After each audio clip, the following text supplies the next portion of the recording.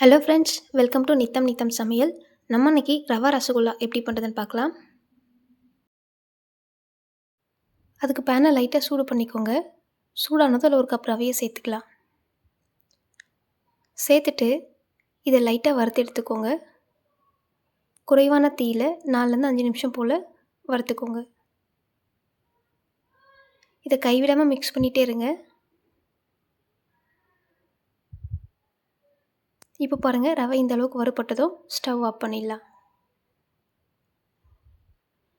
இதை ஆஃப் பண்ணிவிட்டு அப்படியே ஒரு பிளேட்டுக்கு மாற்றிக்கோங்க. இது ஆறுனதும் ஒரு மிக்ஸி ஜாருக்கு மாற்றிட்டு இதை நல்லா நைஸாக அரைச்சி எடுத்துக்கலாம். இந்த அளவுக்கு நைஸாக அரைச்சி எடுத்துக்கோங்க. அதே பேனில் 3 கப் பால் சேர்த்துக்கோங்க. 1 கப் ரவைக்கு 3 கப் பால்ன்றது சரியான அளவாக இருக்கும். அதனால் நீங்கள் 3 கப் பால் சேர்த்துக்கலாம்.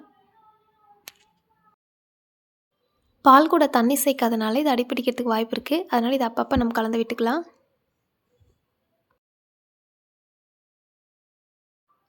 இப்போ பார்த்தீங்கன்னா பால் கொதிக்க ஆரம்பிச்சிருக்கு. ஸ்டவ் ஹை ஃப்ளேமில் வச்சுட்டு 2 நிமிஷம் நல்லா பாலை கொதிக்க வச்சுட்டு எடுத்துக்கோங்க. இதை அப்பப்போ மிக்ஸ் பண்ணிகிட்டே இருங்க. பால் நல்லா கொதிச்சதும் ஸ்டவ்வை சிம்மில் வச்சுட்டு நம்ம அரைச்சி வச்சுருக்க ரவா மிக்ஸ் இதில் சேர்த்துக்கலாம். சேர்த்துட்டு இதை நல்லா மிக்ஸ் பண்ணி விட்டுக்கோங்க. கட்டிகள் எதுவும் இல்லாத மாதிரி நல்லா மிக்ஸ் பண்ணிவிட்டு எடுத்துக்கோங்க. இது இந்த மாதிரி நல்லா அழுத்தம் கொடுத்து மிக்ஸ் பண்ணிகிட்டே இருந்தீங்கன்னா இதில் இருக்கிற 1-2 கட்டிகள் கூட நல்லா மிக்ஸ் ஆகிட்டு வெந்து வந்துடும். ஸ்டவ்வை சிம்மில் வச்சுட்டு 5லேருந்து 6 நிமிஷம் போல் இதை நல்லா மிக்ஸ் பண்ணிகிட்டே இருங்க.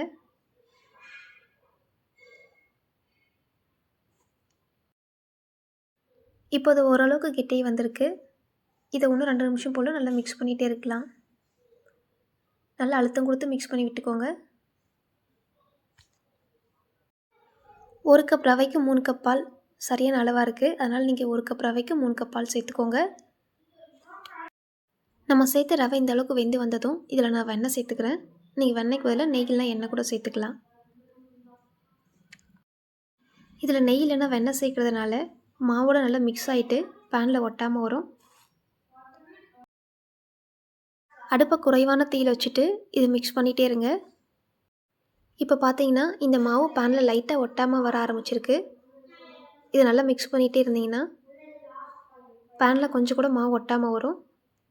அது வரைக்கும் இதை மிக்ஸ் பண்ணி விட்டுக்கலாம்.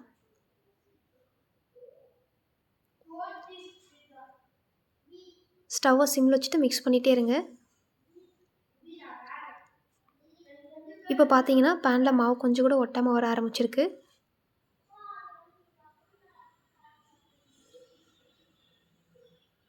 இந்த ஸ்டேஜில் ஸ்டவ் ஆஃப் பண்ணிடலாம்.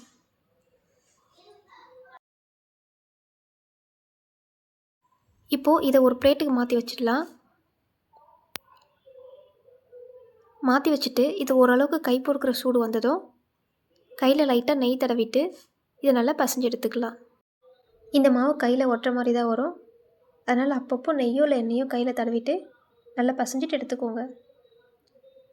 இதை பசையும் போது நல்லா அழுத்தம் கொடுத்து பசைஞ்சிக்கோங்க.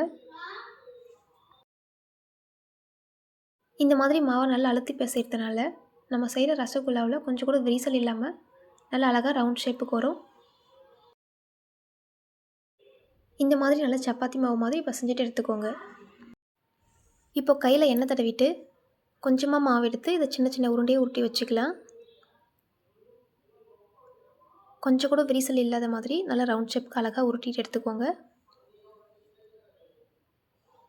இந்த மாதிரி எல்லா மாவையும் சின்ன சின்ன உருண்டையை உருட்டிட்டு எடுத்துக்கலாம்.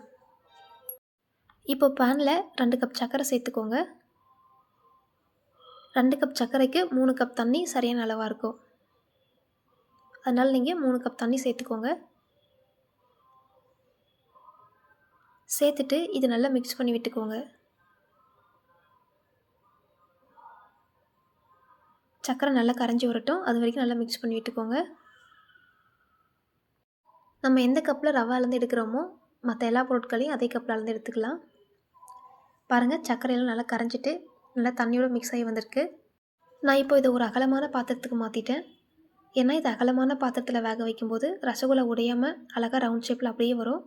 நம்ம சின்ன பாத்திரத்தில் சேர்த்தோம்னா ரசகுல்லா வெந்து பெருசாகும்போது இது உடையிறதுக்கு நிறைய வாய்ப்பு இருக்குது. அதனால் நீங்கள் ஃபஸ்ட்லேயே அகலமான பாத்திரமாக பார்த்து எடுத்துக்கோங்க. இப்போ இதில் ஏலக்காய் பொடி சேர்த்துக்கலாம். சேர்த்துட்டு நம்ம செஞ்சு வச்ச ரசகுல்லா உருண்டைகளை இதில் சேர்த்துக்கலாம். இப்போ இதை மூடி போட்டுட்டு 3 நிமிஷம் போல் ஸ்டவ்வை ஹை ஃப்ளேமில் வச்சுட்டு நல்லா வேக வச்சுக்கோங்க.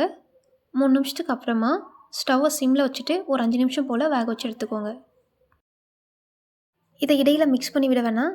ஏன்னா இதை மிக்ஸ் பண்ணும்போது இது உடையிறதுக்கு நிறைய வாய்ப்பு இருக்குது. அதனால் இதை மிக்ஸ் பண்ண வேணாம். இப்போ நம்ம சேர்த்த ரசகுல்லா உருண்டையை விட 2 மடங்கு அதிகமாக இருக்குது. இப்போ ஸ்டவ் ஆஃப் பண்ணிடலாம். ஸ்டவ் ஆஃப் பண்ணிட்டு இதை வெளியில் எடுத்துடுங்க. இப்போ பார்த்தீங்கன்னா ரொம்ப டேஸ்டியான சூப்பரான ரசகுல்லா ரெடி. கண்டிப்பாக நீங்களும் ட்ரை பண்ணி பாருங்கள். இந்த வீடியோ உங்களுக்கு பிடிச்சிருந்தா லைக் அண்ட் சப்ஸ்கிரைப் பண்ணிக்கோங்க. நெக்ஸ்ட் வீடியோவில் பார்க்கலாம்.